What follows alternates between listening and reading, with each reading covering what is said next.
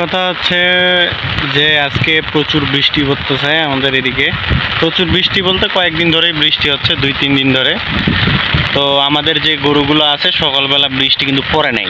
এখন যেভাবে বৃষ্টি পড়তেছে সকালবেলা এইভাবে বৃষ্টি পড়ে নাই, তার জন্য গরুগুলোকে একটু জমিতে নিয়ে আসছি, অর্থাৎ আমাদের যে ভাটা আছে ভাটার ঢিপিগুলোতে নিয়ে আসি। আসার পরে যে অবস্থা, আর বৃষ্টি ছাড়ে না। বৃষ্টির যে পরিমাণে বৃষ্টি পড়তেছে আপনারা বুঝতে পারতেছেন কিনা জানি না, তবে প্রচুর বৃষ্টি হচ্ছে আর কি। তো এই বৃষ্টিটা কখন ছাড়বে তার আগে গরুগুলোকে বাসায় নিয়ে যেতে হবে আর কি। এটা হচ্ছে একটা ভুল পদক্ষেপ আর কি, যে মনে করছিলাম যে বৃষ্টি হয়তো বা আর আসবে না, আকাশ একটু পরিষ্কার ছিল, কিন্তু আনার পরেই কিছুক্ষণ পরেই আকাশ খারাপ হওয়া শুরু করছে। আর খারাপ শুরু হওয়ার কারণে হচ্ছে গরুগুলো এখন ভিজতেছে।